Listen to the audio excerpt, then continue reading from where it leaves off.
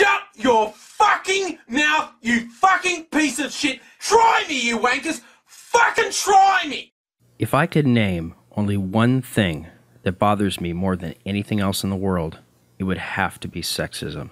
I truly believe that all human beings should be provided equal rights and equal protections under the law, regardless of sex or sexual preference.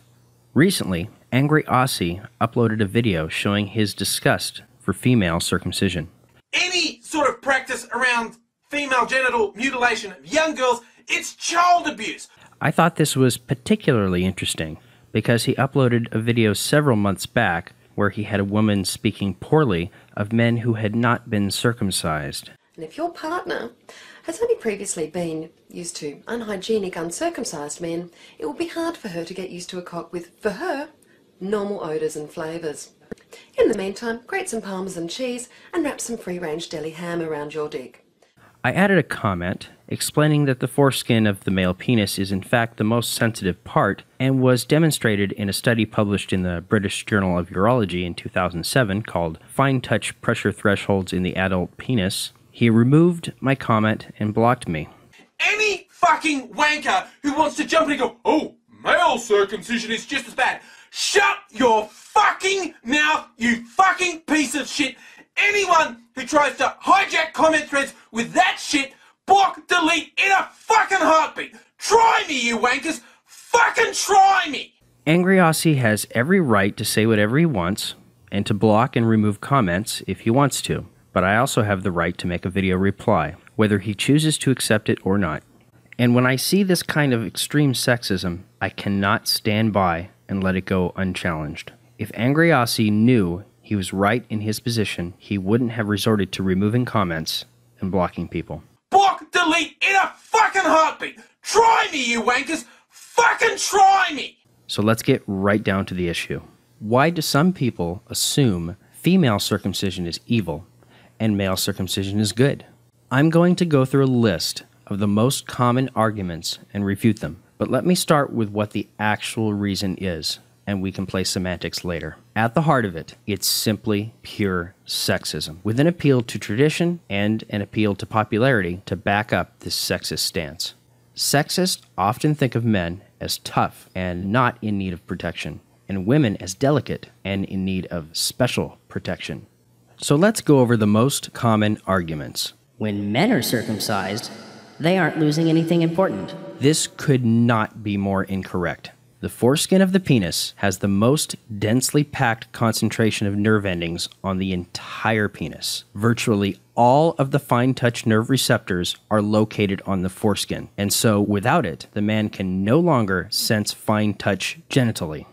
That's an entire sensation removed for life. That would be like removing your ability to taste sweet or your ability to see blue. It can also be compared to the way female circumcision can remove an entire sensation, only allowing the woman to get sexual pleasure through vaginal penetration. If a man has been circumcised, he cannot experience the sensation of foreskin stimulation, just as a type 1 clitorectomized woman cannot sense clitoral stimulation.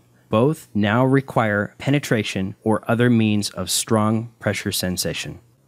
But when a woman is circumcised, she can no longer enjoy sex.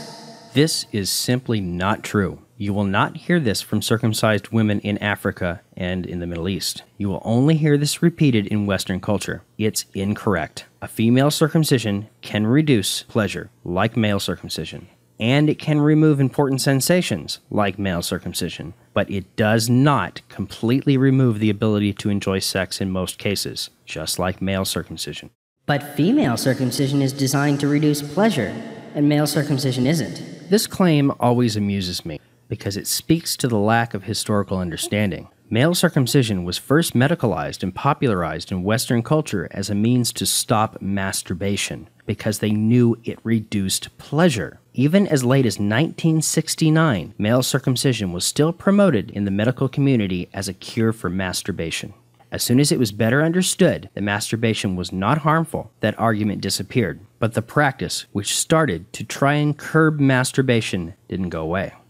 In the 11th century, the very famous Jewish rabbi and philosopher Moses Maimonides wrote, "The reason for circumcision is to bring about a decrease in sexual intercourse and a weakening of the organ in question, so that this activity be diminished and the organ be in as quiet a state as possible. The bodily pain caused to that member is the real purpose of circumcision. Violent concupiscence and lust that goes beyond what is needed are diminished. The fact that circumcision weakens the faculty of sexual excitement and diminishes the pleasure is indubitable."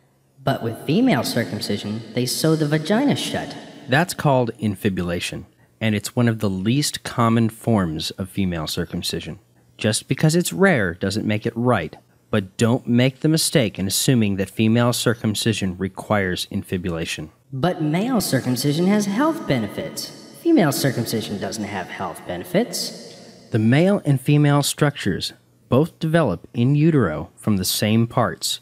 It shouldn't be of any surprise that what might affect one gender might likely affect the other in the same, or at least in a very similar way. For example, in 2 studies, female circumcision showed a decrease in HIV transmission. If it's true that male circumcision can reduce HIV transmission by removing many of the Langerhans cells, it shouldn't be of any surprise that removing the inner labia, outer labia, and clitoral hood might have the same result, as these areas of the female genitals are densely laden with Langerhans cells as well. Or we could just use a condom. I find it interesting that the parts of the genitals that feel the best also seem to be the most susceptible to HIV infection, at least according to some studies. So how much pleasure is it okay to remove to reduce HIV infection? The answer is none.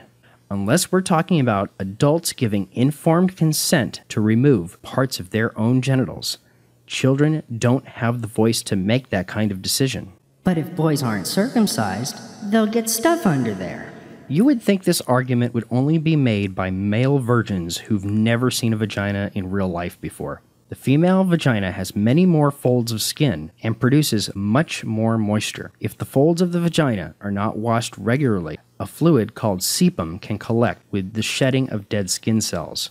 This produces a cheesy substance with a fishy smell. Should we hack off the outer labia, inner labia, and clitoral hood to keep these areas dried out so this doesn't happen as easily? Or should her parents instruct her to clean that area while bathing? It's much harder to clean a vagina than it is to clean an intact penis with a foreskin. But the penis looks better when it's circumcised.